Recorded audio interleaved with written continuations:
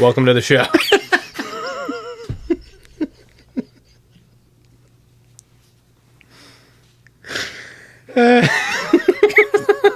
That is not our intro. No? No. Why not? What are you talking about? It's how I eat spaghetti. I'm sure it is. Yeah. You would have been. It's the splash guard. When you're slurping up the nudes, you don't want the red sauce to spray all over. And you Is that not? That's not. You're on a date. You're on a first date. You're at an Italian place. What else do you order? It's spaghetti. You're going to town, and then you're just housing it because it's delicious. Obviously, you're at a vintage Italian restaurante, and then all of a sudden you're like, oh, my date, she's wearing a really nice blouse, and I don't want to fuck her blouse up. So then you get your noodles on the fork, you shove them in your mouth, and then the classic. To try to get the noodles up, but then they go like this, they kind of helicopter, and then so you got to put the hand over, so you're like, and then once you start to swallow, you go.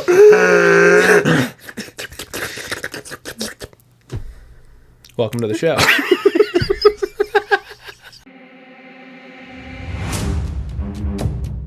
Bourbon, belts, blockbusters. You are listening to the Triple B Podcast.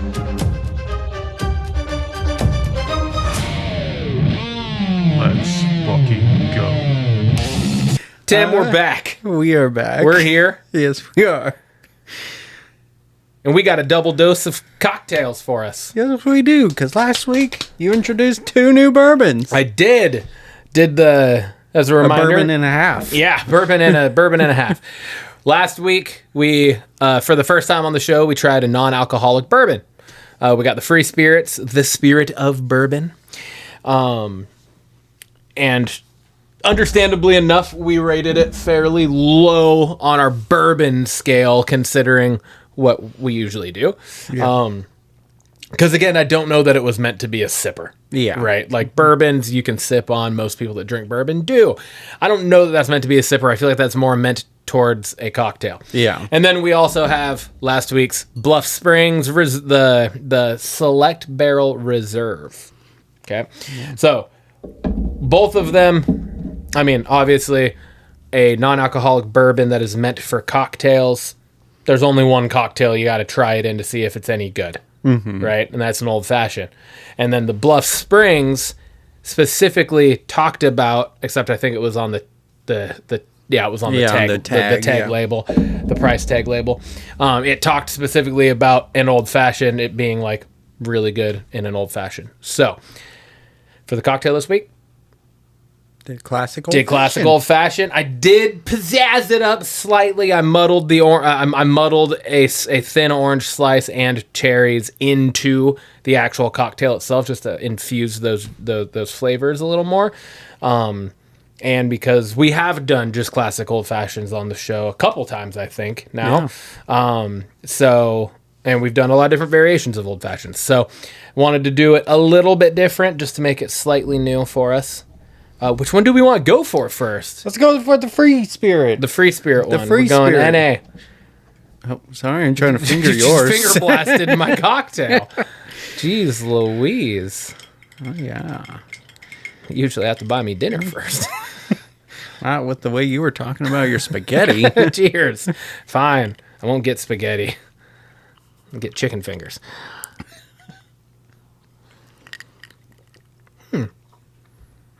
I will say, much better in a cocktail than just sipping it straight, I think.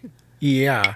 But you still get the same, the bourbon same sensation that, like exactly how we sipped it last week. It's exactly there. It is, yeah. It's the same thing. So it's like that's kind of sour, and then there is that burn. Yeah. We don't really know where it's coming from, but there is that burn, that aftertaste. I will say I don't feel like And it overpowers the old It does. fashioned. 100. I was just gonna say I don't feel like I'm getting any really part of the actual old fashioned. It still just tastes like the free spirits, I added a little but bit it of is the significantly better. Oh, for sure. It is significantly better with those flavors added in. It kind of cuts that It really cuts. flavor that we Yeah. just couldn't really pinpoint last week. It really kind of cuts it down, and it does make this a little more enjoyable of a sipper. It kind of gets rid of that like watery part at first when you first sip it. It's there still, but not as much. All right. My thought process was, if we wanted to, we don't have to, but if we wanted to, when we do cocktails, we could keep trying it. Oh, yeah. It'll help us finish the bottle, Yeah. but also just continue to see if we find a bourbon cocktail that we do actually like, that we could be like, oh, we can actually see this. Yeah. Because if you were to do a more like more citrusy forward cocktail, Yeah. it might actually not be bad, That's true. right? Yeah. But that definitely overpowers an old fashioned. Maybe there's just not enough to an old fashioned. Which I guess makes sense to an extent, because it really bourbon does highlight the bourbon. Old on fashioned that. is a bourbon forward cocktail. Yeah. So. Okay. All right, well, let's get to the good shit. Cheers. There it is. That's what I'm talking about. There it is. All right. Okay, well, I'm going to go a 5 and a 10. Yeah. I'll join you on that because it did elevate. So like you said, did. a 4, I think it's a 4. 4.5 or 5. So. Yeah. Yeah, it did elevate it a little bit, but not enough. a great. Not enough. I do now. I'm like almost determined to try to find a cocktail to make that it actually like that. We're like, oh, that's an 8.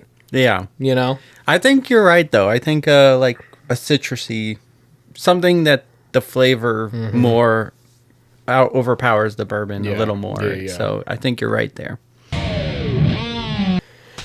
That is going to bring us over to our talking points. Bourbon Talk. We actually got a few things to talk about here today. So first up, we're back with Hawk Talk. We're going to be back with Hawk Talk every week moving forward through, fingers crossed, hopefully Super Bowl. the Saturday after Valentine's Day of 2027, because that's the Super Bowl. What is your wife gonna think if the Seahawks are on the Super Bowl? I already told her last year. I was like, babe, we can do whatever you want for Valentine's Day next year, as long as Seattle's not in the Super Bowl. If Seattle's in the Super Bowl, we're celebrating I keep almost saying Thanksgiving. We're celebrating Valentine's Day on another day. Or we can go get brunch. There you go. Something. We'll do something early. I don't know. Yeah. We'll do dinner the night before. We'll do brunch the day of. We can do dinner the following night. That's fine. I don't care. Probably better the night after, anyways. Yeah. Less crowded and all that. So. Yeah, I guess you don't want to go out the night before. Isn't that Galentine's Day? Oh yeah. Get bombarded by a bunch of. You can't take your wife out on lonely Valentine's Day. floozies. All right. Anyways. Anyhoozle, we got episode 2 of Hard Knocks Training Camp with Seattle Seahawks to discuss here.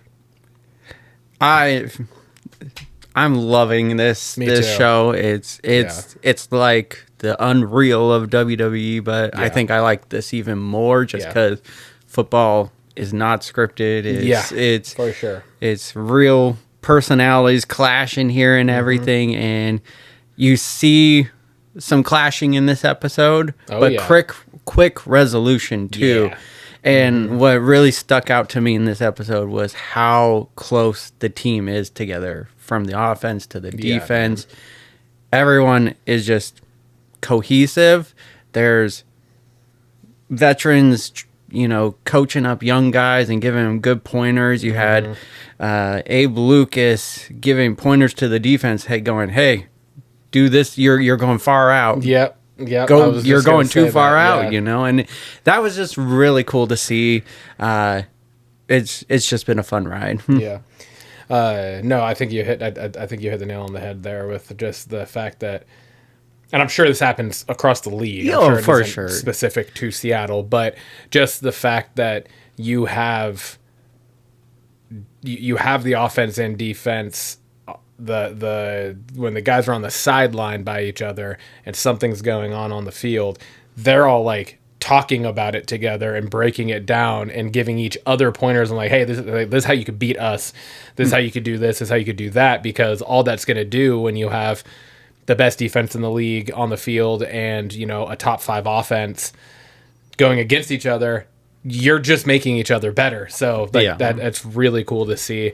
I think it's also just, it was cool to see like that episode kind of be focused more on Derek Hall. And, like, I didn't know he was a preemie. He had he was given a 1% chance to live from birth. And now he's this fucking massive human being. Just got a huge payday. Yeah. Just won the Super Bowl. Like, it's just like, it's like, holy crap, that's really cool. Like that just right there in of itself made me just be like, fuck, I like Derek Hall even more now. Yeah. Made me like grateful for the fact that we kept him and not that I didn't like Boye Mafe, but that the Boye Mafe went and got his money elsewhere. Yeah. And we kept Derek Hall and we signed Derek Hall to an extension for cheaper. Yeah. But he also, like, I think I said last week or the week before or whatever, that he was like, I'd take whatever discount needed to stay here because he just loves this team. He loves what we're doing and he knows that it's special. So yeah, it's really cool. I really liked Mike McDonald's Warriors in the Garden anecdote there. I thought that was really cool because it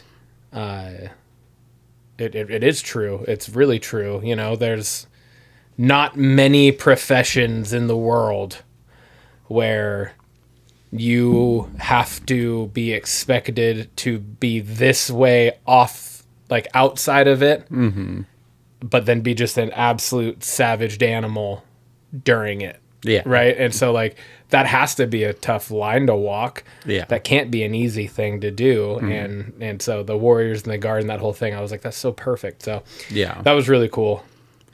Yeah, I agree. Mike McDonald is just a really cool coach. He's not. Carroll seemed like he was a great motivational coach, but almost like too cheesy. And Mike McDonald just, he's blunt, but also just like to the point. He just kind of brings it to reality, and it's really nice. Well, and he's the same way across the board with everybody too, which I think is really respectable.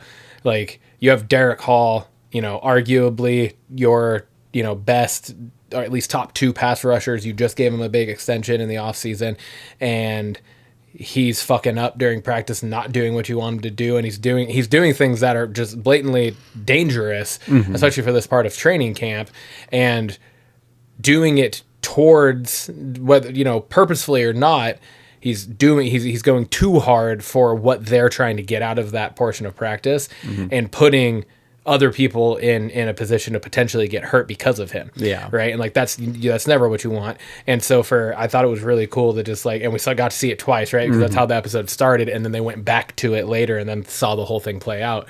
But he's like, get him off the field. And he starts yelling at him. And Derek Hall's talking shit. And he goes, yeah, you can talk shit all you want, but it turns out I'm the one running the fucking practice. I was like, let's go, McDonald. That was fucking awesome. That was awesome. It's like, that's the other thing too. If Derek Hall wanted to, he could eat Mike McDonald. Yeah. You know what I mean? Like, he is twice the fucking size of him. And, you know, but like, that's just that respect and love for each other and the game and everything, that you can have those blow ups and then it can settle down and quick, you know, calmer heads prevail. And it was cool that Derek Hall, in his little sit down during all of that, he's talking, you know, behind the scenes, like, you know, whether I agree or don't agree is how I respond, and I can't let that one incident impact the way the rest of practice goes. Yeah. And it was like, what a cool thing for a young dude to be able to like say too. So it was also cool to see Marshawn Lynch make his appearance. Dude awesome. Is fucking hilarious. He's so funny. Him talking to Okada. I know. He's like, what is going on with all these white DBs? And he said, I'm sorry I came over here all disrespectfully. So his hip work, and he was okay. Yeah, that was good. That was good. I'll make you 90.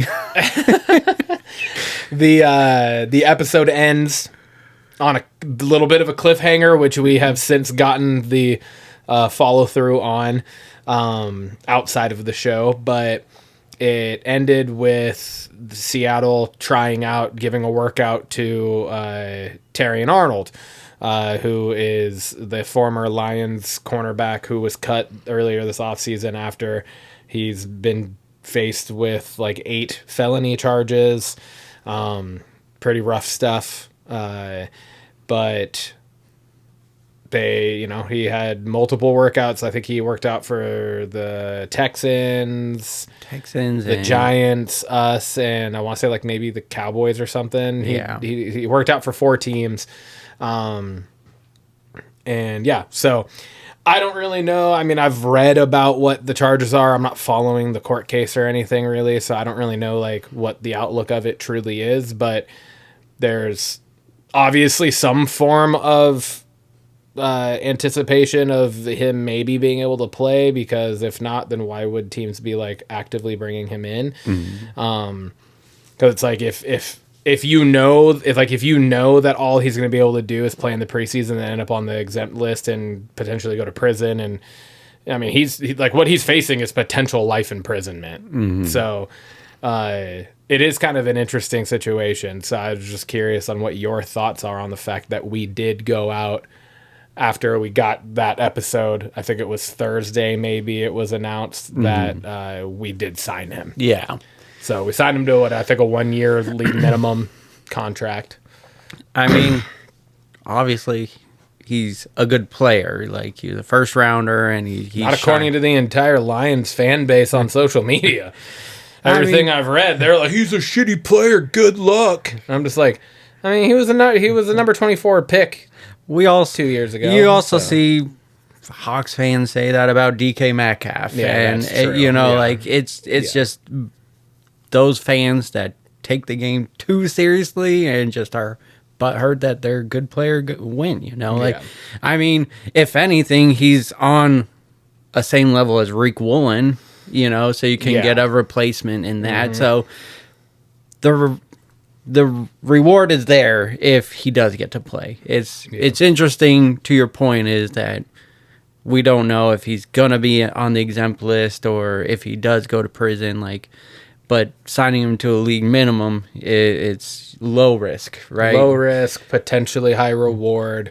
It's just Seahawks have signed some controversial players before, but this might be like the top, like just possibly, pending charges, So, but it can play out. You got to let the court case play out and everything. I mean, and that's the thing, and I would be saying this whether it was our team or not. I've said this about a lot of stuff that revolved around the Me Too movement, when in terms of actors and other famous people being dropped from a bunch of shit without any form of due process actually taking place. Yeah. And it's like, just because charges come out, that should not be the reason why your entire job and livelihood crumble. Yeah.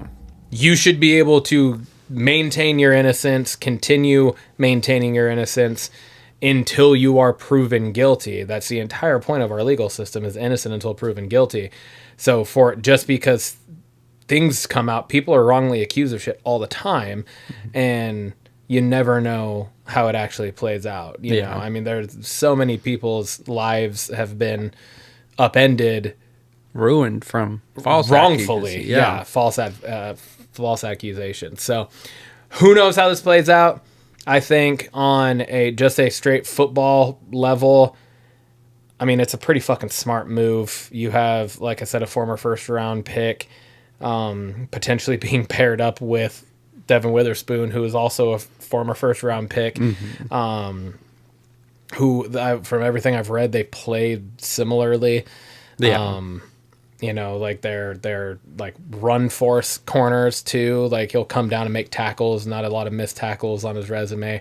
I know he's had penalty and PI issues, but so have a lot of our fucking DBs. When you're playing defense aggressively in this league, you're going to get those penalties because they make it you're not allowed to touch the fucking receivers, but you just keep fucking doing it. Yeah. Right. So yeah, I don't know, but I also read that he is one of the higher rated corners in the league when he's in like a cover 2, when he has help over the top, because he just can play more loose. Yeah. So, and we do a lot of, you know, one to two high safety looks. So, Yeah. Yeah, I don't know. We'll see. He's not going to play tonight, but I would assume he'll end up playing next week. I know he had like an arraignment Thursday or something. I haven't read anything that's come out about that. But Yeah. And So, the league has handed down some punishments on other players recently. So I thought the Falcons outside linebacker, I think, just got an 8-game suspension for violating the personal conduct policy. And then there was a 6-game ban for PDs or something. I don't know. It was something from another player. So, Puka could be facing a suspension as well. Yeah. So But yeah. that punishment could be handed down soon if depending on what happened from that case. Yeah, I feel like with this, because that was just the arraignment. That wasn't even that wasn't like the court case or anything. Yeah. So this is gonna be a kind of a long drawn out process, I assume. Yeah. And I would assume that the league's not gonna make any decision on anything until after they know what actually happens. Yeah. Because you don't want to be like, all right, we're gonna ban you. We're gonna ban you for 6 games, and then he goes to prison for life, and you're like, that didn't age well. I think they learned from Ray Rice. Yeah, right. Yeah. Yeah. So 6 games suspension, and then video comes out. yeah. Next, we also on my drive down here, the news broke that, and at first I was just like, I totally wasn't even thinking about the fact that he was up for an extension. I just saw breaking news, Seahawks cornerback Devin Witherspoon, and I was like, oh my God, he got fucking hurt in training camp. I was like, fuck. And then I was like, agree to on turn. I was like, oh my God, thank God. So we currently have the highest paid wideout and the highest paid DB on our team. Both were first round draft picks in the same draft. Yeah. Spoon being number 5 and was JSN 20. It was like 2019. Yeah, something like that. 90, it was right in that range. Yeah. So they just signed Spoon to a 4-year, $132 million contract that is with over $101 million guaranteed. I'm wondering, I didn't find anything so far because it just broke about like the actual full details of the contract, but I'm wondering if they were able to form it in the same vein as JSN's, where it's essentially, it's a $4,132,000 extension, but I believe they still have their 5th year option too. Oh. Right? Because they were both 2023 draft picks. So the 23, 24, 24, 25, 25, 26 seasons, 3 years. I don't know if they both signed 3 or 4 year rookie deals with the 5th year option, because I know that's what JSN did. So JSN's is essentially like, we have him locked up for 6 more years. Oh, damn. Even though it was a 4-year extension. Know that. Yeah. So I'm wondering if they did Spoon the same way, because they're still going to play out the rest of this contract, but then add those. Yeah. So I don't know if they accept, like, if whatever it is like optioned for the 5th year option on Spoon too, and added this, because then it's essentially a 6-year, $132 million contract when you kind of break it down like that. So that was what they were saying about JSN's contract, was they're like, this is a brilliant contract extension because you can space the money out. Yeah. And while it makes him the highest paid, it's also like a team friendly deal too. Yeah. So I'm wondering if they're able to do that as well, because I mean, that's always nice. But yeah, so I'm fucking stoked. Yeah, we talked about it from Hard Knocks episode 1, and just Pay him. And he got it. He got it, and he deserves it. So, He surely does. we got a lockdown cornerback signed. Yeah, man. We locked down the lockdown. We got him. We got Ernest Jones for the next 2 years still. We got Emin Warriors on his rookie deal. Byron Murphy is still on his rookie deal. Yeah, he's coming up soon. Yeah, probably. I would assume maybe this year. next off season he'll get an extension also. Yeah, I mean, we got a pretty solid core group of dudes to build around for the foreseeable future on both sides of the ball. So still young too. And that brings us to our wellness journey check-in. It's been a few weeks, just the way life has gone. So we'll discuss weigh-ins and just how it's going overall. Yeah, weighed in, gained a pound. I'm not disappointed by that. I'm taking things slow right now, but I did get 3 workouts in last week. Got 3 workouts in this week. So trying to just build that basis again. Workouts have been going good. I got a 3-mile run in yesterday, which felt good. It's tough. Yep. It's tough. And I kind of got, I'm not angry about the weigh-in. I'm more angry that last year at this time, like I saw a memory come up and just how good I was looking and had a good routine in place and being very consistent and everything. And then let things go off the rails again, not like to the extent of where I was before, but just disappointed in myself because we now have higher expectations, and then we let ourselves get past that. Yeah. So now it's disappointed. We did it for so long, and it felt good, and just thought I could carry it out and keep it going, and just life fucking happens, and yeah, man, one thing leads to another, and then you're looking at haven't worked out in a month, but I'll get back to it, and then fast forward, it's been 3 months, and you're just like, holy shit, time flies. So I would like to just keep things going and just again get to that consistency level and not let up. That's what I want. But body's feeling good and everything. Like I said, I'm not disappointed in the weight. I know the weight will come. Making better decisions on food, doing some workouts, so that part will come. I'm not worried about that. What about you? I'm in a pretty similar boat, actually. Yeah, I actually gained 2 pounds. I'm up. I'm about 129 now, 129 to 130, depending on the day. 2 or what? What did I say? 129. Clearly, that was not what I meant to say. I was like, damn. That's just my right leg. 229, my bad. Yeah, so when I first had us reevaluate this or come back to it or however you want to look at it, that was, I don't know, it was a little over a month ago now. Yeah, I think. like a month and a half. Yeah. It was like towards the beginning of July, I think, when I first kind of brought it back up. Well, I've had some shit happen, and since then, my wife and I lost a pregnancy. That fucked us up, and then 3 days after that happened, my grandma died. And so like those things just kind of put me in a funk. I was in a pretty low spot for a little while. And so, yeah, just not making good food choices there. I kind of fell off of my own personal wagon of candy for a little short period of time there. Yeah. And yeah, so that was rough, and then on top of it, we moved, right? So I didn't have... That's just exhausting. Yeah, it's exhausting. It's busy. It's still busy. Like, Yeah. we're still going back to the other house, and then I start work this next week, so it's... Oh, shit. We're kind of on crunch time. Yeah. And just trying to make sure that the old house is, like... We're trying to get it on the market in the next, 2 weeks. And on top of all of that, in, every bit of my spare time, I've been working towards finishing my real estate course too. Yeah. So it's been a lot. During the move, we didn't have our home gym stuff set up. We're closer now in the shop at the new place.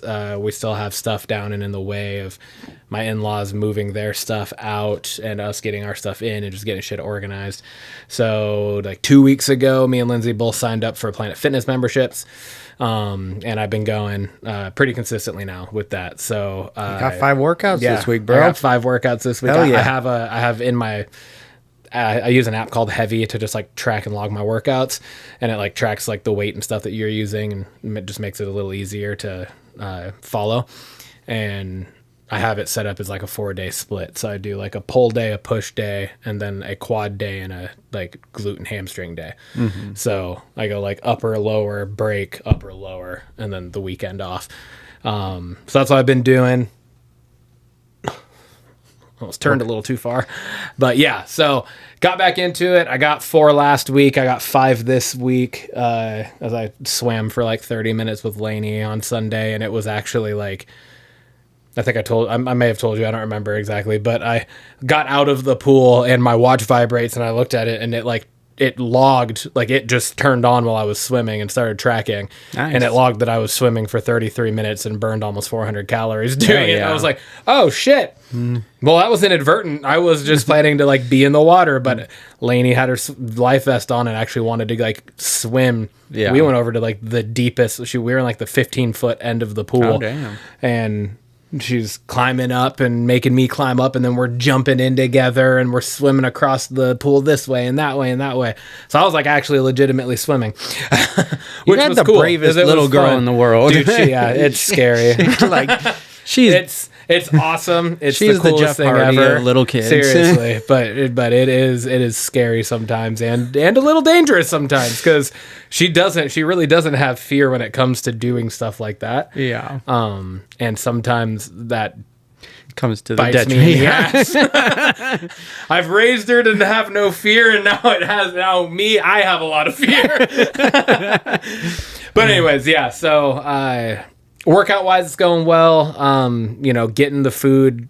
Summers are always hard for me because during the school year, it's really easy for me to like track my shit. I eat like the exact same thing pretty much every day. Yeah. I'm in a routine, like all that. Summers are always hard for me to kind of stay on top of stuff. But I've done actually a decent job this summer of not just like fully falling off. Yeah. And us getting back into this has helped as well. So I'm more mindful. I log certain things here and there just to like kind of see where I'm at throughout the day, so I know like, all right, I don't have to log dinner, I just know I'm gonna be okay. Yeah, stuff like that. So once school's back in session, not this next week but the week after, it'll be a lot easier for me to kind of get back on, and then I'll be on my feet more, just naturally at work all day and whatnot. So things are going in the right way. Yeah. So the text messages help, man. It just motivates you. You're just like, fuck. Well, I know by what was it like by like Tuesday when I was already at 30. I know you were like, fuck.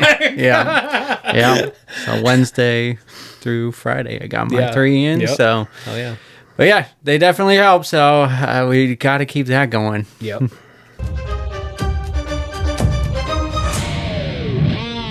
That's going to bring us on over to belts. Ding, ding, ding, ding, ding. Well, Timmy, what do you want to talk about? Monday Night Raw. I got Monday Night Raw this week. You did. What a fall off from the week before. It was a pretty boring show, but I got some good things to talk about. But it was a boring show. Yeah. Raw was boring. There wasn't a lot of, wasn't a ton. I'm going to start off with Penta versus Laredo Kid to kick off the Lucha tournament to face Roman Reigns in Mexico City. Mm-hmm.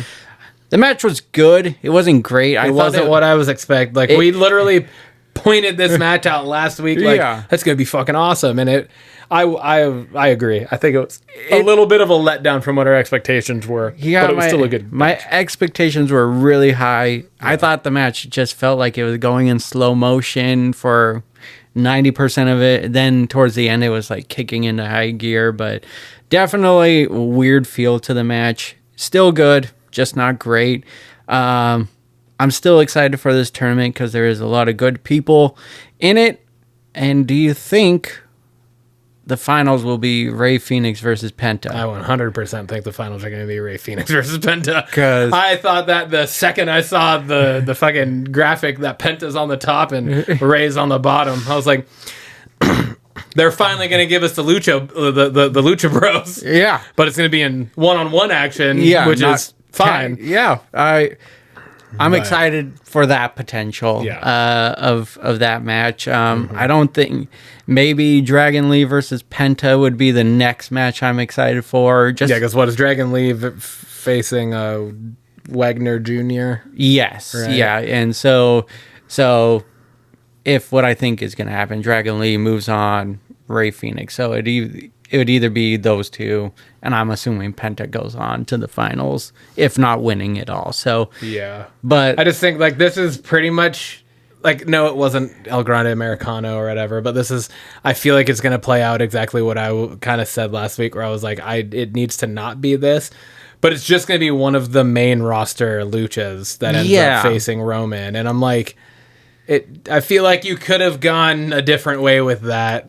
absolutely, I thought it was going to lean more towards the AAA superstars and get them on and give it his time to shine. But then once I saw the brackets, I was like, okay, this is probably going to Penta. Okay. You know where it's going, Next up, Maxine and Theory are getting a little cringy. This episode was cringe. Like, was she weird. was super clingy on him. Like, the way Paul Heyman was like, I'm talking about her. Like, she has that it factor and is like the brains of everything. But she was not portrayed that way in this She hasn't night. been portrayed that way at all, I don't think. No, it's just she was like pulling him to kiss him like mid entrance. It was cringy. Yeah, and it's weird. I don't know. It's she's got a husband. I know we're in kayfabe and everything. We know Dom is married as well, but it just Dom and Liv do a really good job selling a relationship, but not going overboard. Yeah. I think Maxine's doing the opposite, and it's just cringy to me. I don't know. Yeah. It feels It's weird. It is weird. I agree. That's 100%. It's weird. It's awkward. It had so much potential, and like true WWE fashion, it's just gone down the shitter already in the last couple weeks. So, and it's coming. This kind of blends into my next talking point, but it's coming at the expense of Braun Breaker. Braun Breaker's coming at the expense of Braun Breaker Well, because this weird stalker-like fucking antics that he's having now over Oba Femi is fucking weird too. Yeah, that simply could have just been a call out and they go face to face. Like, why did it have to be all this weird shit to get to that face off last week? Yeah, like that doesn't. It was just weird. Yeah. Logan Paul. When Logan Paul's the only normal fucking person in a group, we have an issue here. That's true. When he's literally like the person that is acting normal in a group, there's an issue. That's not okay. So going into my next talking point is the Braun and Oba face-off. I'm intrigued because in all things, this should be a great match. This should be one of those future WrestleMania matches. But I think it's too early. Especially after what you've done to Braun Breaker since losing to Punk, losing to Seth Rollins. Yeah. Like, his trajectory is at an all-time low right now. Yeah, and you have the exact opposite With that was Oba. happening with Oba. So now this feels like a crash landing for Oba. Yeah. How do you go from... I know it would be tough for any writer to go from Brock Lesnar to... not going for the title right away, and how do you write that? Yeah. But writing it to go against Braun Breaker right now is just it seems too fast. When he's the sidekick to Austin Theory and a tag champ as a tag title holder, it's like, what? Yeah, he feels like the third guy in the group right now. Yeah. Like, you got Theory, who's the main guy right now. And you know why I think part of that issue is? It's because Braun Breaker still can't cut a fucking promo to save his life. Yeah. I would agree. That's the main issue. Logan Paul and Austin Theory are both really fucking good on the mic, so they keep getting the fucking time to talk. Yeah. And Braun Breaker just stands there. Obafemi? Where's Obafemi, Tim? Do you think Obafemi's the future, Tim? You sound like Paul. Fucking God. like, what are we doing? Yeah. So just weird. It's a weird time right now for those two. And my banger, and it's a very loose banger. There wasn't much to pull from, but A loose banger. It's the fucking worst. Solo Throwing hot opening dog the down a show. hallway. What? Solo opening the show going, it's just me, ooh. It's just me, ooh. Am I in the right place? He is just on a whole nother so level fucking good, with man. his solo going solo. Solo dolo. I'm loving everything about it when Jay like goes, "This is your warning shot." Bah! And then he's like, Hey, everybody Everyone? back there okay? Nobody got shot, did you? Woo! All right. and then he And then goes he on does to go, his own. Yeah. This is your warning shot. It's just Turns so good. I love it. Solo does go on to lose to Jay at the end of the night and is supposedly supposed to be presented to Roman next week. I don't think it's gonna happen. I feel like either LA Knight LA Knight, interrupts, man. I feel like LA Knight's gonna come out for the save. It's gonna which he keep- should have done last week, but No, if he but I kind of like this. I like the unknowingness because to me it could go a few different ways. Like, Well, yeah. Roman's like, this isn't the way I wanted you to go about things, Jay, and no, this isn't it. Yeah. Or LA Knight comes to the rescue, fueling that feud between LA Knight and Roman more. Or Solo just keeps fucking popping off at the mouth and making a fucking mockery of this whole thing this coming Monday too. Yeah. And then one or both of those things that you said come to fruition from that. So But I like the intrigue of like Solo's interaction with LA Knight going, I need you in my corner tonight. And LA Knight was like, no, man. And just, we've already done that. I'm okay with this bloodline storyline because there's some unknowingness to it and it could go different ways. Yeah. And if it helps the storyline for LA Knight in a way and keeps Solo Dolo going, Yeah. I'm okay with it. Well, and like, this is kind of weird considering just the state of where we've been for a while with champions, but we don't really have anybody going for Roman's title at the moment. Yeah. And I'm okay with that for this to be the storyline that's kind of Playing out. in place Yes. of that. Because it would be weird and kind of, it would be even more annoying if this was all going on while Roman was also like dealing with a title Yeah. storyline. But then he's concerned with bringing Solo back. And I think it's cool that they're doing the tournament for him because there is a challenger in the line. Yeah, but it isn't a but it's not a storyline needing to be challenger. written. Exactly. So he's kind of just waiting that out, Yeah. which gives him the time. Like, it makes sense, Yes. right? It makes sense. I think that's like the refreshing part of this. This is what they could have done with Liv yeah. for 100 days. Yeah. Right. I do like your selling point on it last week, but it's just like yeah. we'll get to SmackDown anyways, go. That was Raw for me. All right. Well, Ryan, that brings us over to SmackDown. What do you got? Well, actually, it wasn't a bad show. I don't think so. It wasn't a bad show at all. First off, thank you for doing our Canadian goddess Chelsea Green the right way. I was about to be so fucking pissed.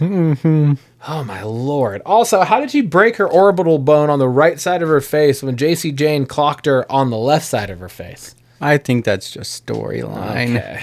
I think it was Because it wasn't the right side of her face. Yeah, there was There was a couple spots that it looked like it could have happened that people were showing last week that they didn't show. Was it during the match or was it in the post? It was during the match. It was during the match. Yeah, they kept Nia Jax from touching her at all.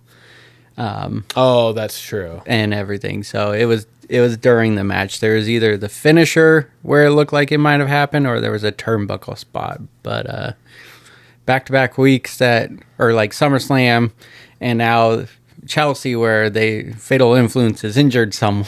Who did they hurt? Brie during the sixth. Oh, that's right. Yeah. I was more on Brie on the other one, but that was going to happen regardless. But yeah, so I was about to say, like, he's going to give her 30 days, right? Mm-hmm. And now, in hindsight, he was about to strip her of the fucking title because she was not going to be able to wrestle for 30 days.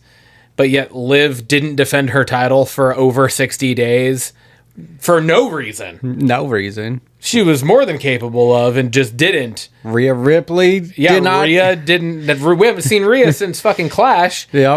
And, like, haven't seen her since Clash. They didn't even have her come back to relinquish the fucking title. Yeah. You just haven't seen Rhea. She's just been gone since Clash. And then they finally were like, okay, we're going to do something to make this not be so weird. And then you're going to turn around immediately after Chelsea hurt her eye and fucking strip her? I was like, what the fuck? So I am happy that they kind of played that out the way they did, and she gets to keep it, and she'll still be here like every week, you know, doing her thing. So I did appreciate that. What a fucking promo by Chelsea Green. I know, man. I know. It was great. That was like, well done. Yeah. I loved every moment of that. I thought that was going to be your banger of the night, to be honest. I thought she killed it. I thought she did. I was emotional for her. And then when she handed the title, I was like, because I had a feeling maybe they're going to let her keep it with the way she was talking. Yeah. But then she handed the title, and I was like, I know, and walked out. And I was like, no, I was because I was going through phases. I was like pissed off because that's where it was going. Mm-hmm. And then I was like, oh, she's talking him out. Maybe. But then she handed yeah. It took me on a roller coaster, and wrestling doesn't do that to you too often. So I really enjoyed that. Yeah, no, I mean, it was fantastic. That whole segment I thought was good. So yeah. Come. Next is kind of a twofer here. Can we give Sammy something to do? Please. Like, he's literally just been in like this weird limbo because every time he's about to do something or has something planned, somebody else gets thrown into it or somebody interferes, and like, let's just fucking have Cody come out and give a promo and have Randy attack him. Why does it have to be at the expense of Sammy? It just goes justice for Sammy. He's driving it more. I know. But that leads me to what the ending of the show was. And Cody is definitely turning heel by the end of the year. You think so? Mark my words. I mean, I hope so. He gives the low blow, and then he's getting ready to use the chair on the stairs, and the Daivari takes it from him. Good, thank God for the fan there to catch Daivari, because he don't... I didn't see that. He fell off the table, landed on the swivel chair, and he was like going back, and the fans caught him. But yeah, so Sammy's just in this weird fucking floater place right now with like no real direction towards anything. Boy, do I want Cody to turn heel, though. And then we have that, and I feel like it makes sense. Mm-hmm. Like, all of his friends have turned on him and all of this shit, and eventually he's got to just get fed up and start letting those dark tendencies play out. Yeah. Right? So, yeah. The Punk KO promo is fire again. Yes, this was really good. I definitely feel like they have not squashed their personal beef. Last night, if they have, they are so fucking good at making you think they have not. I 100% agree. I thought maybe the week before, they squashed it. But then last night just felt like they were trying to cut each other off left and right. And yeah. And even just like when Punk first came out, and obviously I know he interrupted KO, but Punk comes out and he gets up on the turnbuckle and he's like shaking the rope and he kind of looks at KO and he laughs and KO's just like, fucking idiot. Mm-hmm. You know, like it was just that where it's like that could have just been, it could have been a part of it, but it also felt very much like it was like real. So yeah.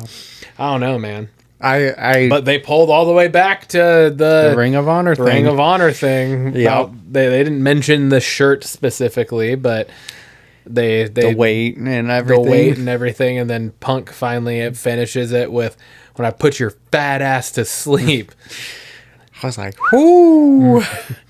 It felt heated. It feels heated. It feels real. And that's, whether it is or not, it feels like a damn good feud going. You want anyone else to give us to give us what essentially will amount to a 3-week build to a title defense. This is how you do it. Because they're gonna have one more Friday next week before the Sunday night's main event. Yeah. No, it's happening on SmackDown. Oh yeah, never mind. Yeah. The match is on SmackDown next week. SmackDown. So this is a 2-week build. Yeah. It was a 2-week build. Never mind that. And it didn't get physical. Well, I mean, it kind of got a little. There was like a push or something last week, wasn't there? Felt like there was a push, and then people came in to separate them. Maybe it didn't get more physical than a push. And then last night he was like, "I'm saving. I can wait." Punk just kind of like swatted KO's hand away, and then when he's like, pointing "I can wait 7 more days to punch you." Yeah. Which I thought was just a gold line. I've been waiting 20 years. I could wait 7 more days. I loved that. If I would have punched you like I wanted to 20 years ago, you would have ruined my career. Mm-hmm. It just feels so good. And to your point, they go to show you can build feuds. Yeah. They can. And this feels like it. Yeah. It's good stuff. Real good stuff. It's bringing me to my banger of the night. And JC Jane winning the Intercontinental Championship. US. That's what I put. US women. That's what I said. God damn it. Change that in my notes. The US. JC Jane winning the US Championship. I love it. It was, they put on, that was a really good match. Like, that's one of the best matches Tiffany's been a part of for a while. Mm-hmm. There weren't really any botches. There weren't any real moments where I was kind of like, it didn't really hit. Other than I think the one attempted roll up after she hit. She went for the prettiest moonsault and she got the knees up and then she tried to roll her over and that kind of didn't flow too well. But regardless, like they still rolled out, like kicked out and everything, just kept moving on like normal and they played that off well. But I thought the match was fantastic. I thought they did a really good job on the finish of it too. Kind of just making it seem like, oh shit, Chelsea's actually going to help distract and then lead to Tiffany actually retaining. Yeah. Where I was like, I figured it was going to go the other way. And then it did go the other way because she's getting up for the pretty... And that was the one thing I was like, well, that's not how she usually goes for the PT or the PME. Yeah. Because she like hopped up on the bottom and then kind of glanced over and then stopped herself and then just climbed to the top. And I was like, what is she doing? Did she just slip? And now she's like, fuck, climbing. But then she just crossbodied, which was a beautiful fucking dive to the outside too. And they took that flawlessly. It was great. But then she just rolls out of it. Chelsea's cheering her on. Tiffany rolls in the ring, stands up, turns around, just gets the fucking... What does she call that move? The rolling something. It's the rolling something. Yeah, but she fucking just clocks her and gets the pin. And I was like, oh, fuck. So I don't know if this is going to lead to tension between Tiffany and Chelsea. Because Tiffany could probably be like, I've been putting too much focus into this and like trying to keep you okay, and then I just lost everything that I had because of it. Yeah, even though none of it's Chelsea's fault. Yeah, I could see this going. Tiffany going heel. I think she does better in the heel role. So I'm okay with that. Maybe not right away, but maybe Yeah. the tension does start and goes, I need to focus on myself Yeah. and everything. But I do like the fresh face, JC Jane. Again, she shined in NXT, and it's carrying over to SmackDown. And Well, and it's not very often that you have a faction, let alone a all women's faction, all holding gold. carrying the gold, yeah. Right? So like I was like, okay, I actually really like this. I'm Yeah. good with this because they are a formidable group, and you can build around that, and you can have them now running the mid card and making it interesting. Yeah. Because tag titles are mid card, Yeah. let's be honest. Yeah. And like all tag titles are considered mid card. Almost less than. Yeah, The way they sometimes. book 'em. Yeah, sometimes. Right. So yeah, I think you can totally MFTs. play that out. Yeah. There's a reason. Yeah, that there's wasn't a reason. part of my- No, I'm super pumped for JC Jane winning it. It gives Tiffany Stratton something to work with now, and Chelsea Green, and like you said, a formidable group holding basically all the gold. So Yeah. it makes it fun. That brings us over to our belts question of the week this week, and I posed it. I said, pick a main roster superstar and write a WrestleMania storyline for them that you would like to see played out. Start from the Royal Rumble and move to WrestleMania. That was really the only parameters, so Here we I'm go. sure we're going to probably have some significant differences in just the layout and style of how we did it, but that's totally fine. Go for it. What do you got? I called my road to WrestleMania Brothers No More. It's the Sami Zayn story Okay. with KO. Okay. The Spark. Sami Zayn makes it to the final two in the Royal Rumble alongside Obafemi. What you don't know is that KO had become champion earlier in the night, Okay. prior to the Royal Rumble. KO comes out and tries to assist Sammy because, well, he doesn't want to face the ruler come Mania. His assist goes awry and ends more of a distraction to Sammy, and Oba capitalizes and wins. Yet another so close moment for Sami Zayn. The next week, Sammy is pissed, but KO apologizes profusely and tells him he was only trying to help. KO tells him he got Sami Zayn a qualifying match for the Elimination Chamber, which is against none other than Cody Rhodes. Rhodes wins in a back-and-forth battle for the ages. Post-match, Sammy says he doesn't know how much longer he can do this. He's tired of being so close to everything he wants, only to fail so close at the finish line. Elimination Chamber comes. The participants are Cody Rhodes, Drew McIntyre, Randy Orton, CM Punk, Finn Balor, and Shinsuke Nakamura. All rivals of Kevin Owens previously in previous years. Pre-match, Cody Rhodes gets attacked by none other than The Rock. The Rock says, I told you I want your soul. And Cody Rhodes gets taken out of the match. Without Nick Aldis scrambling, he's so close to the match. He says how close the match was between Rhodes and Sammy. He lets Sammy fill the spot for Cody Rhodes. Sammy goes on to win the match. KO comes out to celebrate. They are hugging, and the crowd is going nuts. And then KO obliterates Sammy and leaves him in a pool of his own blood, and the show closes. Next week, we get the KO, why did you do it? KO says, we all know how the story plays out between us. We build up our brotherhood, and one of us backstabs. And I'm not going to be the one to be the failure here. So he says, I made it happen. I'm the prize fighter, and no one's going to hold me back. Not while I got this championship. Sammy is not an underdog. He's just someone parading as such. Sammy was right. All he does is fail, and that's because he will never amount to anything. Over the month long leading to Mania, we get a bunch of snippets of the feud over the years. Sammy responds in one of the following shows saying, KO responds to KO and says he's right. He's not an underdog and that he's tired of that label. He's a wrestler and a goddamn good one at that. He's had success but needs one more, and that's to capture the championship and put this brotherhood to rest once and for all. At Mania, if I can't beat you, there's nothing more for me. Over our storied WWE career, you've had my number. At Mania, I put my career on the line in an Iron Man match with no rules.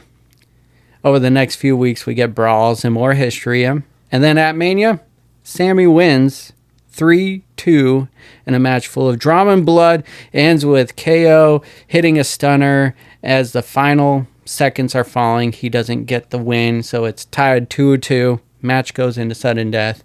Sammy gets the win and doesn't lose his career. I love it. I love it. That's glorious. Played Make that off of our talk last week with Sammy and KO going in a 60-minute Iron Man match. Make that happen. I like it. Listen to me, Hunter. You make it happen. All right. Mine. I'm excited.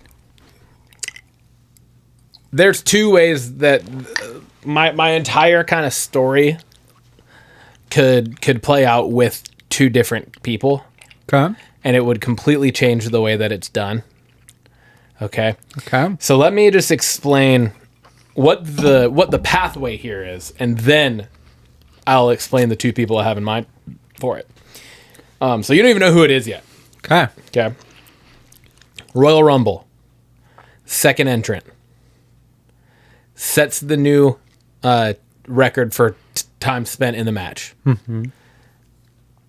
Ends up being the runner-up. Oh. Okay.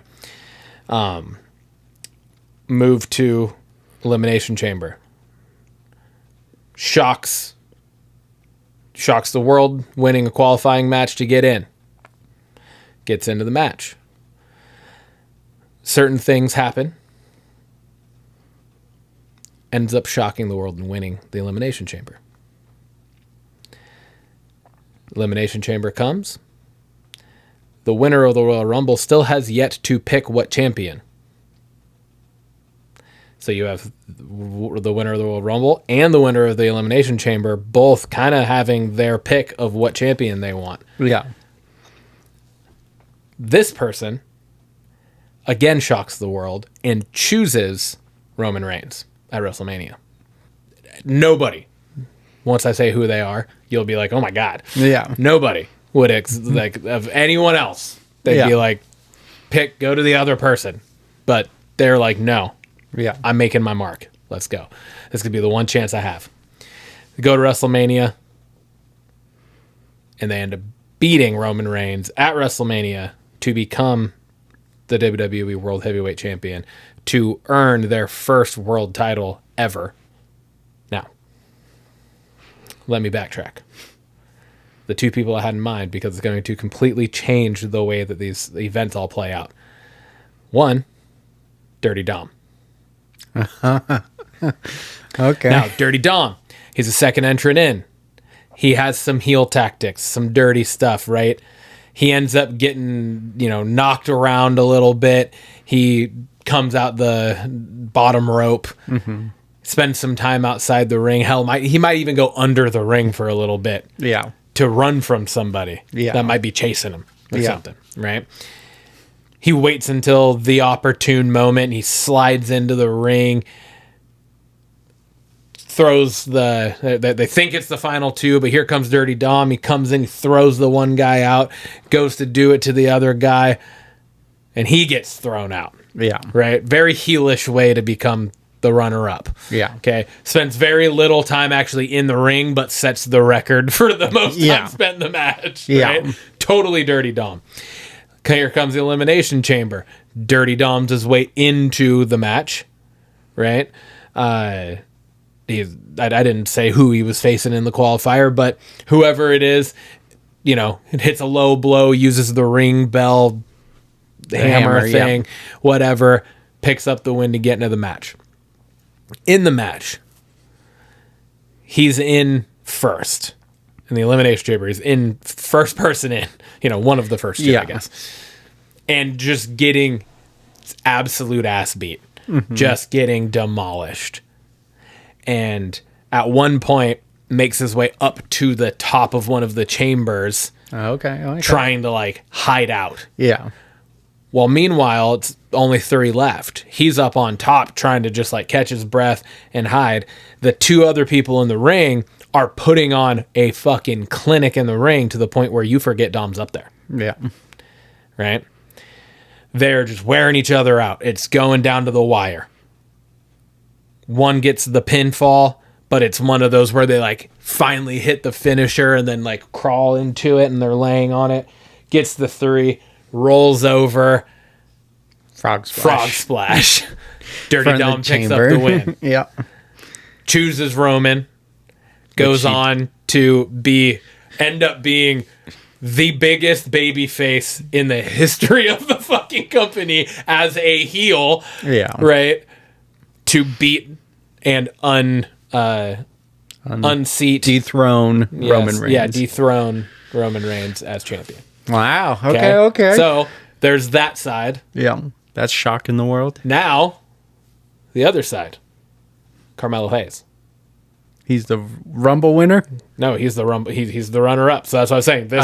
This entire yeah. storyline plays out in 2 different ways in my head. Yeah. One where it's Dirty Dom being just the heelish motherfucker he is, and the other one, which I almost kind of like more, Carmelo Hayes works his way through most of those same scenarios just without the heel tactics. Yeah. But just like the dig down grit, gonna just mellow don't miss, gonna make you all recognize who I am. Yeah. Type of winning these things. Comes out number 2 and is just like fully in the match. He's eliminating people. He's just surviving, gets down to the final 2 and ends up getting thrown out. Elimination Chamber, wins the qualifier, does it in a hell of a, like a really good, nice, long, well-fought match. Yeah. Gets in, and then similar idea, he gets up to the top. Yeah. Or in this one, I thought more of like he gets dragged to the top.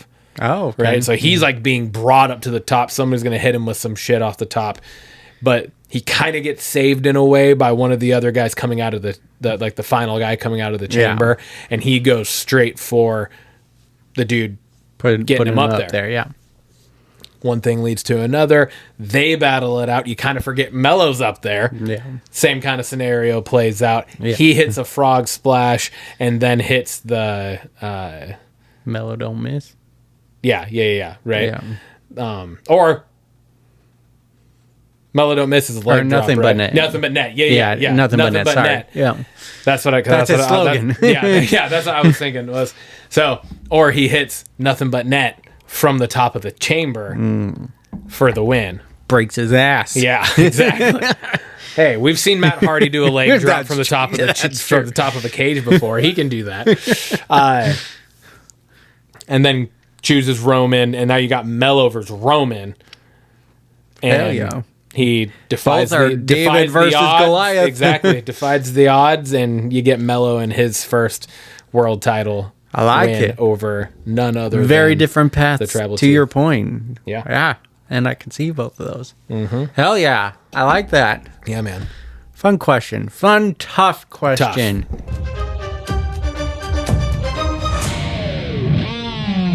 Bringing us on over to Blockbusters. Alrighty then. First up, we got our focus features, and mine is Paper Tigers. Or Paper Tiger. Is it Paper singular? Tiger, yeah. Singular. Paper Tiger. So this says, in James Gray's deeply felt and intense drama, 2 brothers become entangled in a scheme that turns out to be too good to be true as they try to navigate their way through the dangerous world of the Russian mafia. Family bonds begin to fray with life-altering consequences. The cast of this is Adam Driver, Scarlett Johansson, and Miles Teller. Not Telper. Miles Teller. The release date will be in November of this year. There was not a specific date yet that was given. And the platform will be in the theatres. In the theaters. What do you think of this trailer? It looks great, man. It just looks intense. It looks intense. Feels intense. I love the cast of it. Just some good acting chops going on in this, and just the intensity. It looks like it's high stakes, and those movies just tend to be good, and I like that. And I also like that I still don't fully know what's going on. A lot of the trailers this week that we'll talk about do not give you much to go off of, and I really like that. That's how trailers should be. Yeah, and I did think that watching this one, I was just like, ooh, it doesn't give you a lot. Yep. What is going on? Yep. I know. I watched this. I watched a couple of them, and I was just like, fuck. We had some good trailers come out this week. Yeah. Plus, we had D23 last night. Yep. So yeah, and it was just like. But there was just something about this one that I was like, fuck, this just looks intense. It looks old school. Yeah. Like, I don't know. It just like, it has a different feel. It's obviously set back in I don't know what the exact time frame is, but it's. You got mafia. You got mobs going on. Feels like it's an older time frame. Yeah. To an extent. And yeah, I don't know. I like it. Looks good. I like it. I'm here for it. My focus feature of the week is Vision Quest, and the trailer did just drop last night at D23. A synopsis, it's a series, so we get a quick little one here. It follows the Vision trying to regain his memory and humanity. Cast of this is Paul Bettany and a returning James Spader. Yeah. Along some others, but these were the two biggest names. The release date for this is October 14th of this year, and the platform is Disney Plus. What did you think of this? This looks awesome. I'm really excited for it. I like that it like built into, while it wasn't all like the three things haven't always been presented as a trilogy. That's how this built it, with WandaVision, Agatha All Along, and then this Vision Quest, and as being like the third in a trilogy of shows. And I mean, it does make sense because it all stems from each other for sure. But I'm excited to see in actually what capacity Ultron is. Yeah. Here, right? Because you hear whoever it is at one point in the trailer say like, there's like a maniacal robot in your mind or something like that. Yeah. And so I'm like, is Ultron fully just in Vision's mind, or is he actually physically there as well? Yeah. Like, because there's the one part where Vision's like, Ultron, human avatars only. Yeah. Oh, I'm sorry. And changes into James Spader, which is just awesome. I'm very excited about getting to see James Spader actually live action him in the MCU. In whatever capacity it's actually going to be in. I'm phenomenal actor. Yeah, he's amazing. So, yeah, man, I'm super pumped for this. To your point, it was just like it is a trilogy, but they've definitely made them all very different and everything, which I think is cool. Yeah. Like from Agatha and now this, I think the ultimate goal here is to really get Billy and Tommy as focus for the future of MCU, because Billy was part of Agatha along, and maybe even bring back Wanda. Like, this could potentially be like the way to pull Wanda back in right before like Doomsday and Secret War and all that. So, which I would be all here for. She needs to come back. But you know that there's probably going to be a 6 to 8 episode season. Mm-hmm. October 14th. I mean, that puts us right at Doomsday almost. Maybe a week, maybe 2 weeks between, but I mean, it ends like that has to have been done purposefully. Yeah. Oh, agree. Has to have, right? It's not just a random happening like that. You know, they scheduled this specifically for a reason. So yes, exactly. And so, like I said, you get Billy and Agatha along. You get Tommy in this one. So hopefully you're right though. There's a way to get Wanda back in, but because I'm like, the other thing too is I'm thinking Doomsday is going to be playing into the entirety of like the multiverses and stuff. You know, all of them, the different timelines being attacked. Well, who is one of the only other people who has successfully managed to navigate through multiple timelines? Wanda. Scarlet Witch, baby. Yep. And I mean, we're going to talk about it here in a little bit, but Doomsday, especially this newest trailer, leads in, and even the teasers leading up to the official trailer it's focused on the kids. Yeah. So the kids are a big focus on Doomsday. So that probably has a lot to do with that as well. Yeah. Super exciting things in the Marvel universe. I know. What's in the news? What's in the news? We got quite a few things in the news. So we have, to start off, American Hostage. It's oh god, why am I gonna forget his damn name? Your Friends and Neighbors. Why am I forgetting his name? John Hamm. John Hamm, thank you. You got John Hamm as a radio personality. Ends up, or talk show host, I guess, radio talk show host of some form. Ends up in a thrilling pursuit of this guy who's holding this guy hostage and wants his time on air, and he ends up kind of being the negotiator. He ends up kind of turning into the negotiator. It seems as though it's against his will. Yeah. But yeah. Oh man, I'm super pumped. John Hamm is just pumping out some great stuff lately, seriously. And so I'm here for this one, man. And I like the premise of it too. So. Yeah, me too. It's. Oh, I feel like I've seen certain things like this play out in different ways over media, right? Like Psych had a episode that kind of revolved around them catching a killer through the radio. Yeah. I mean, not really the exact same, but still incorporated. Jingle All the Way. There's the talk show part that plays into a large part of the events. Yeah. So it's just another one where I'm just kind of like, all right, let's go. And it's John Hamm. Hell yeah. Hell yeah.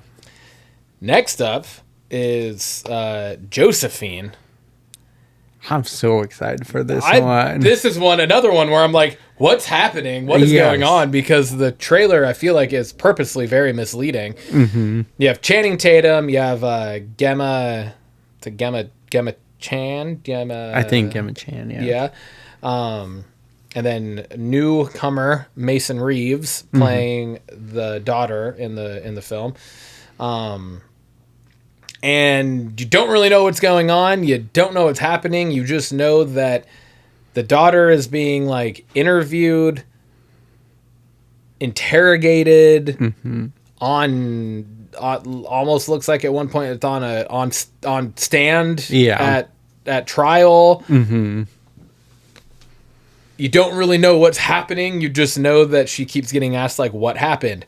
What did you see?" Channing Tatum at one point says, "You need to tell me right now if like what I forget exactly what he says, but like if you actually saw what you said you saw or whatever." Like there's a bunch of stuff playing out but it's just very,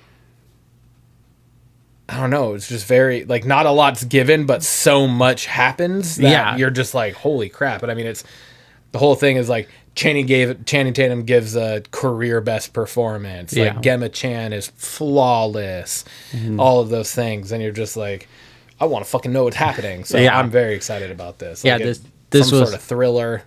This was one of those trailers where you're just like, okay, what is this movie about? Yeah. Like, there's some questioning, but what happened? And you really want to know.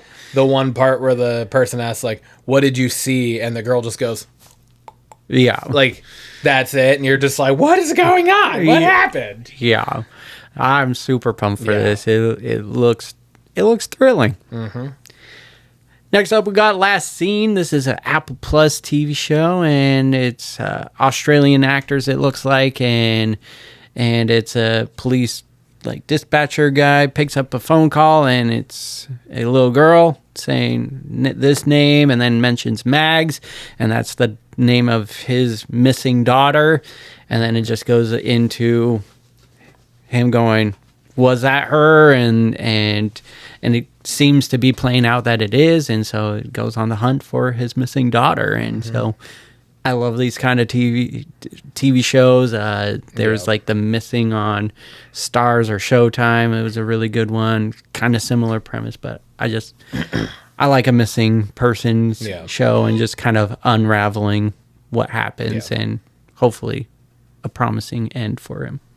For sure.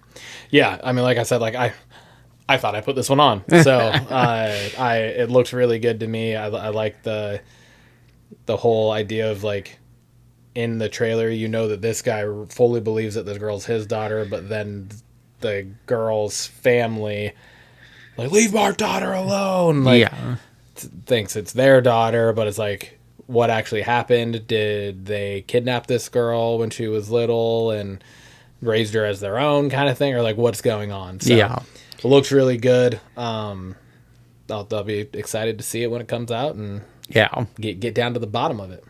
I like it.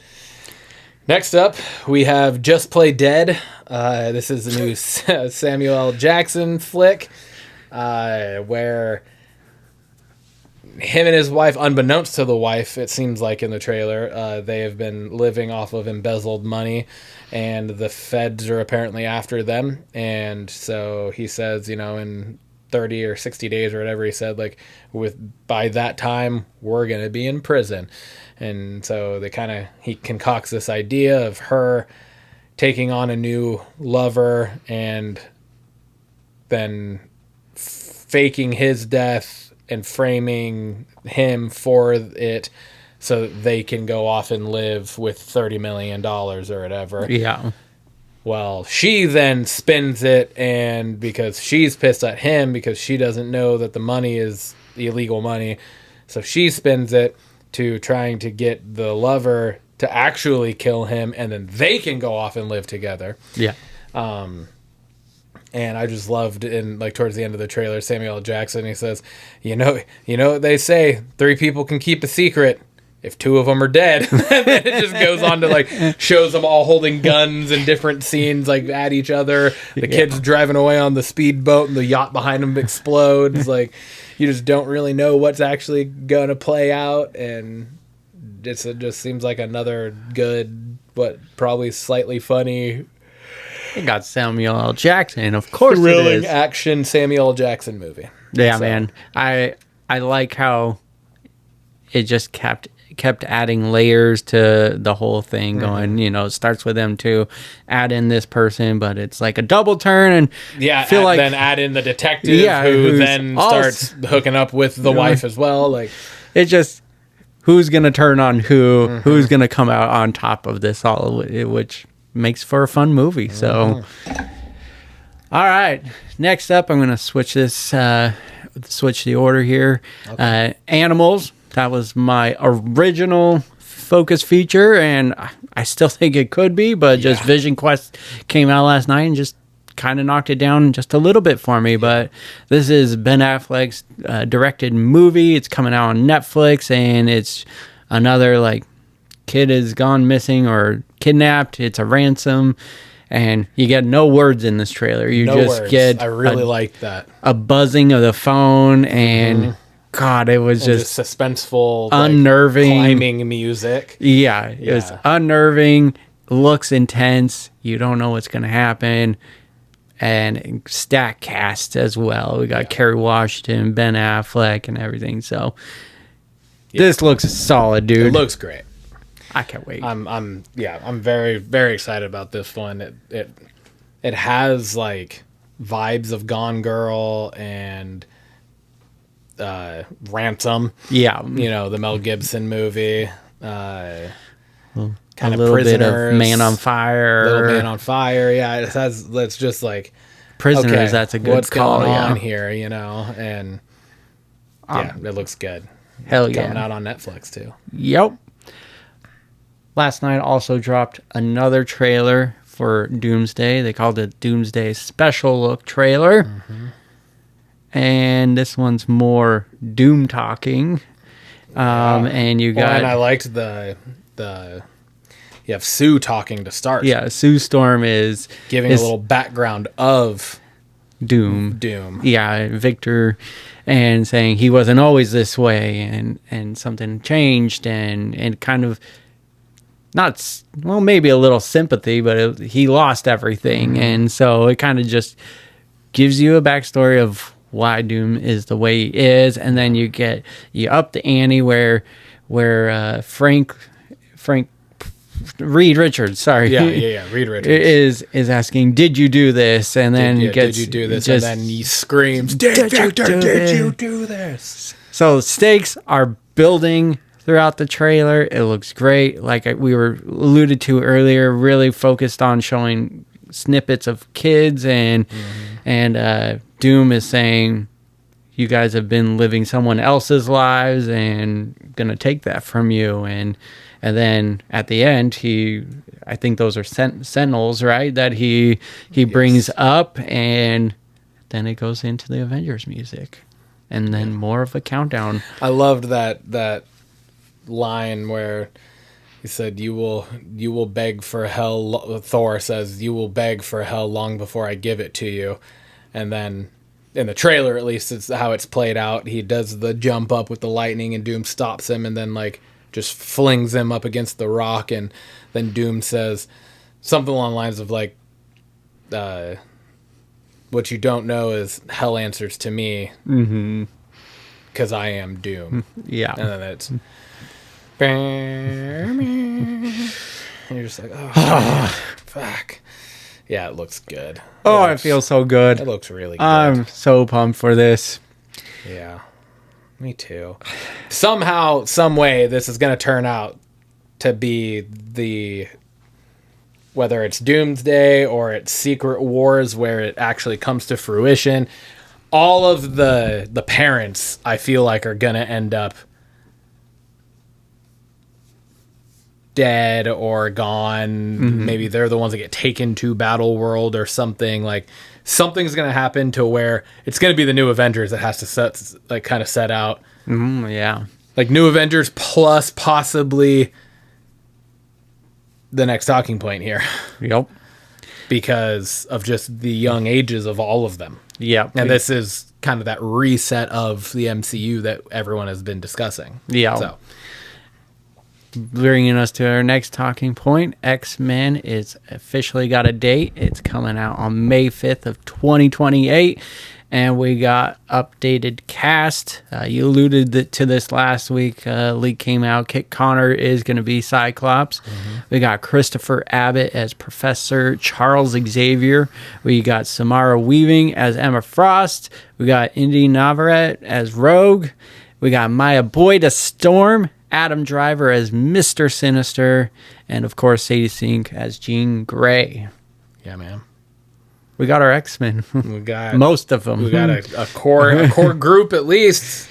Yeah. 5, 1, 2, 3, 4, 5, 6 to start. And Adam Driver is in X-Men, but not Magneto. Not Magneto. Mr. Sinister, Mr. which Sinister. I'm okay with. I'm good with that too. I think, like I said, he plays a good bad guy, and Mr. Sinister is a good bad guy. I'm very interested to see what Christopher Abbott, like how that is going to be portrayed. Oddly enough, his lovely, charming, beautiful wife played Hell.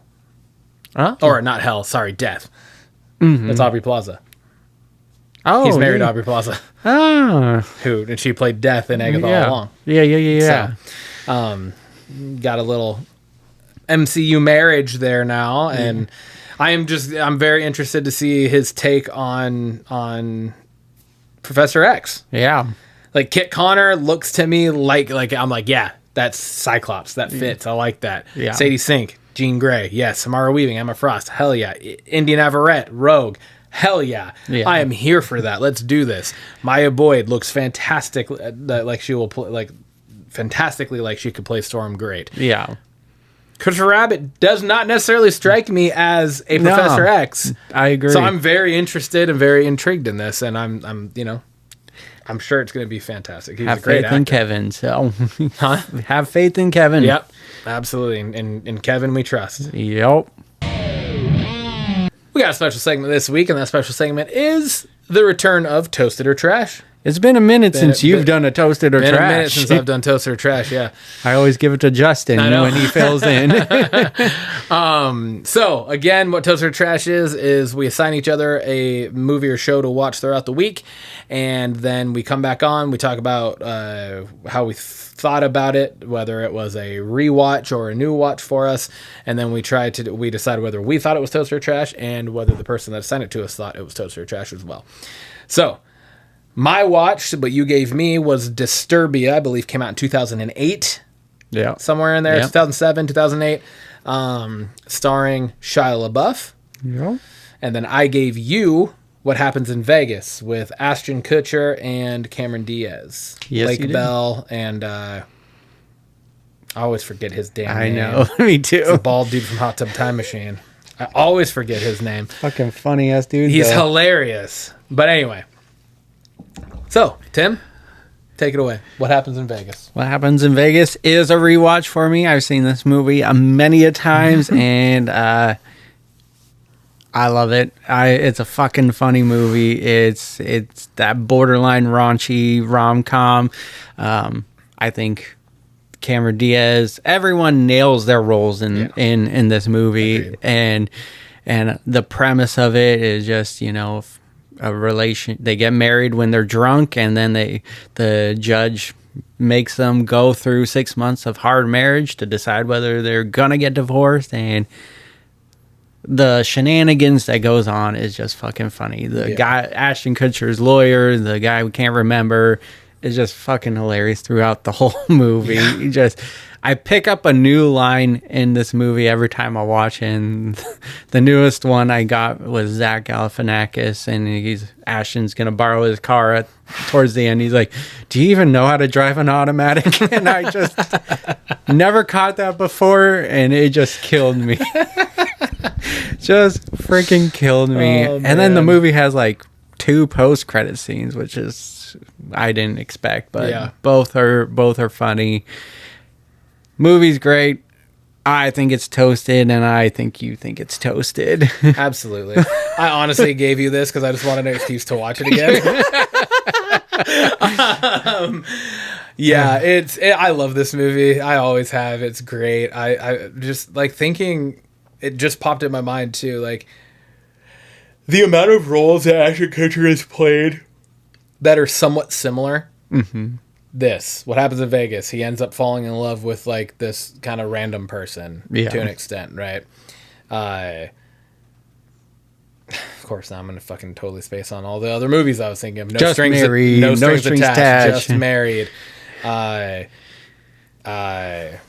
Boss's Daughter. Mm-hmm.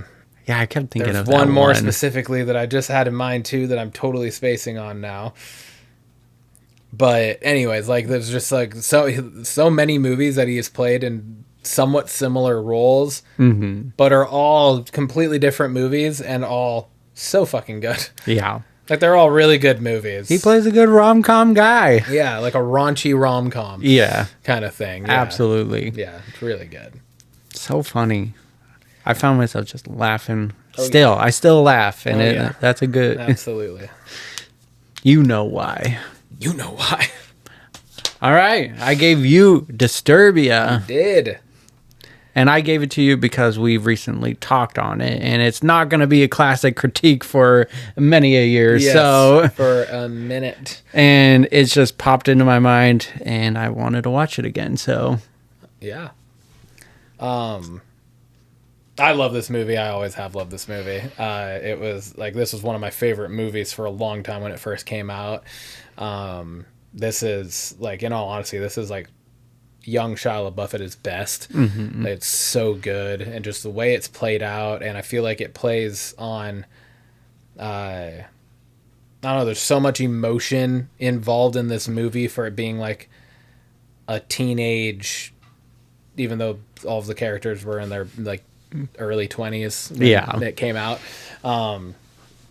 But still,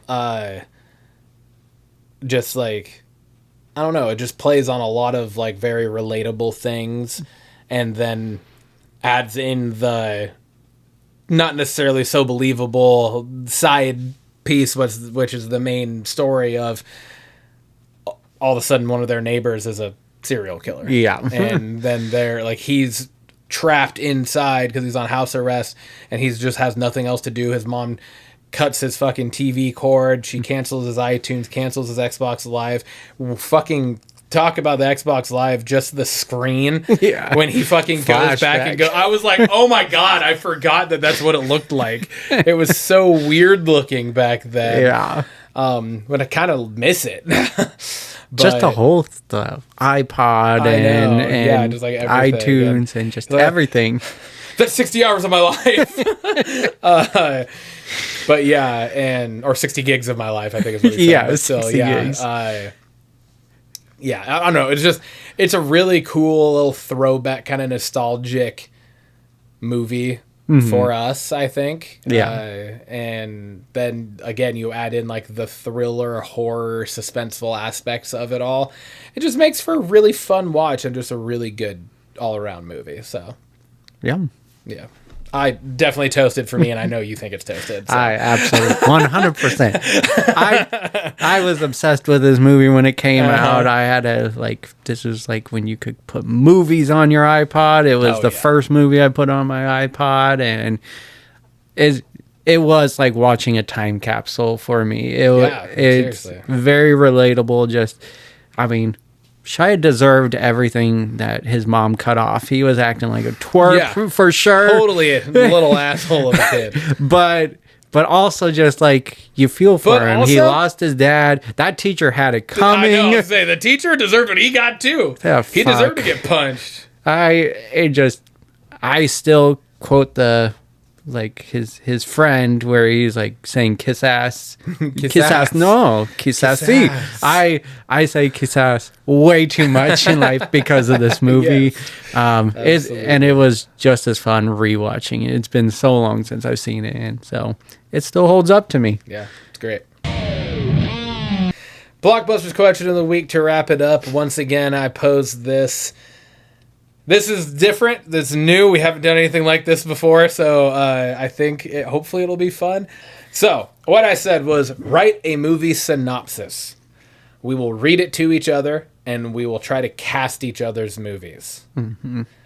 So I just wrote just the main characters really mentioned in the synopsis. Yeah. I have two that are actually mentioned, and then one is just kind of alluded to. Okay. And I in mine I say who I want you to give me. Okay. So, yeah, go for it. What's your synopsis? What do we got? All right. Well, this is called Scream Genesis, and it's a prequel to the Scream. Of course. Because why not? Because it's Scream, baby. The synopsis goes like this. Before the mask became an icon, a quiet California town is shattered when bitter outcast Roman Bridger orchestrates the brutal murder of Maureen Prescott, manipulating vengeful teenagers Billy Loomis and Stu Macher into committing the crime, framing Cotton Weary, and setting a traumatized Sidney Prescott on a path toward survival. So I'm really only casting Maureen and Roman. Yeah, you could still cast a young Stu, young Billy, and young Sidney.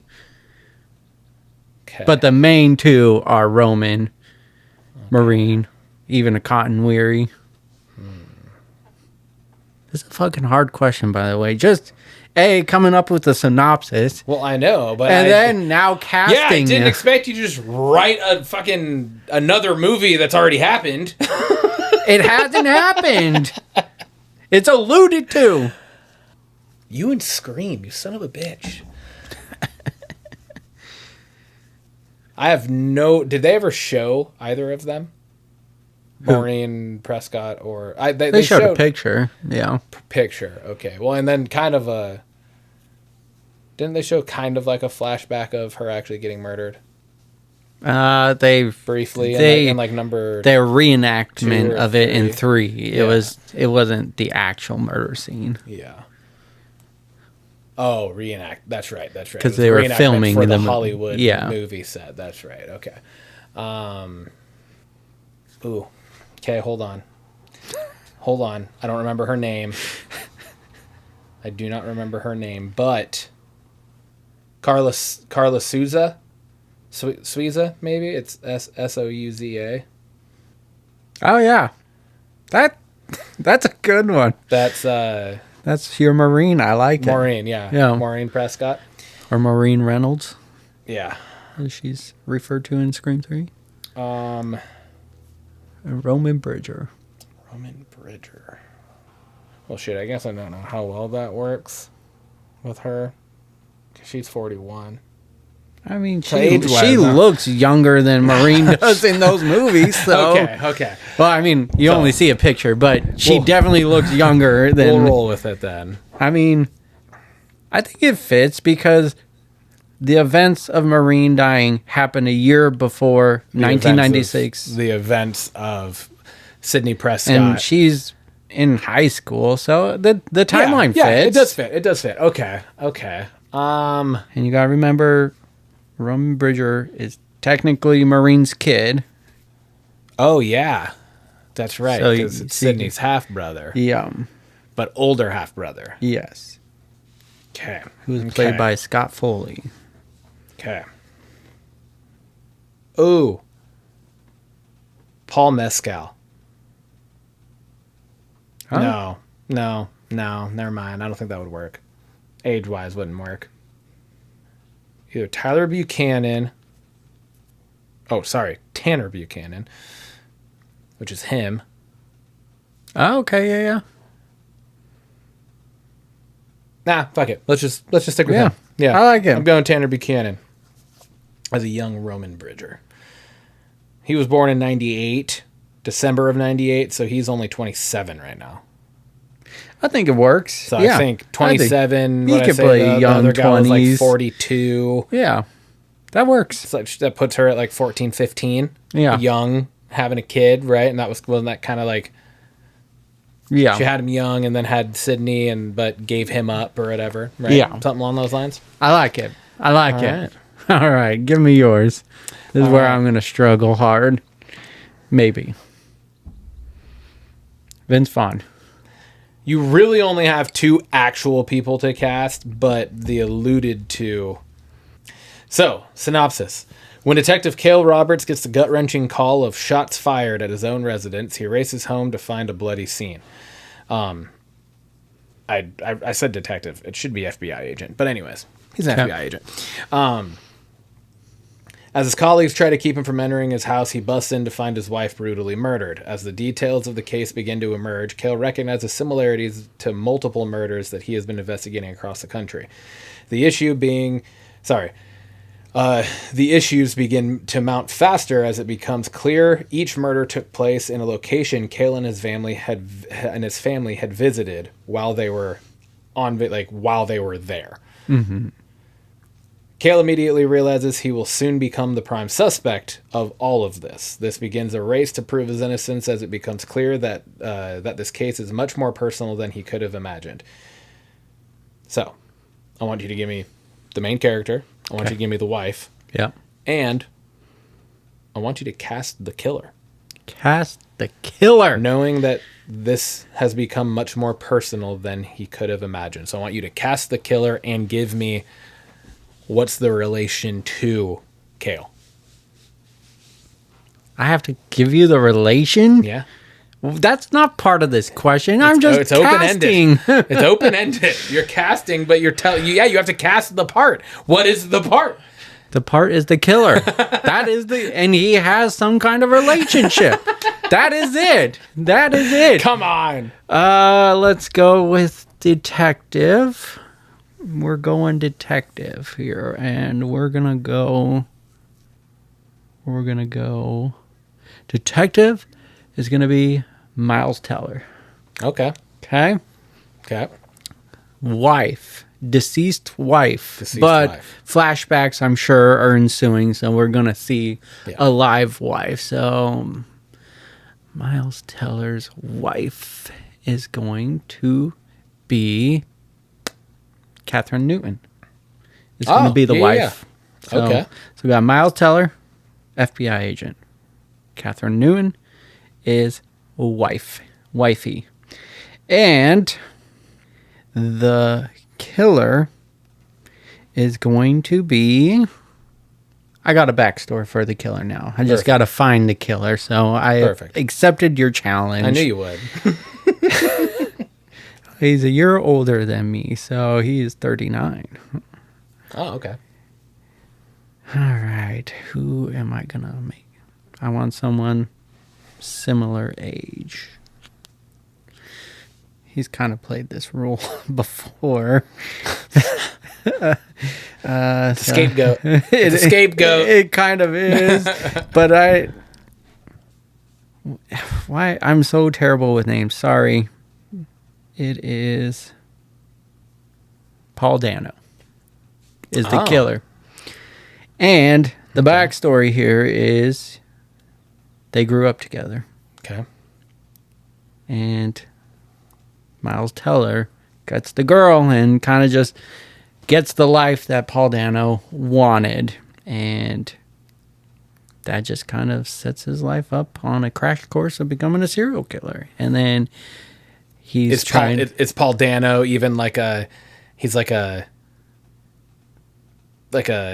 beat cop, like a traffic, like a fucking, he's the one that gives out like parking tickets and shit like that. Like, yeah.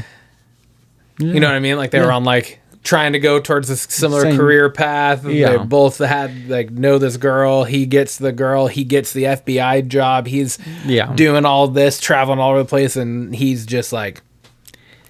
And it just helps, keep a parallel though, and him being able to stay close to this guy, Miles Teller's character, and everything, and kind of follow footsteps and kind of plant those seeds that maybe Miles Teller is a killer, but not. I like it. There we go. I like it. All right. Fun question. Tough ass question. I'm not great at those, so thank you for pushing me out my comfort zone. Damn right. Episode 115. Cheers. Let's fucking go.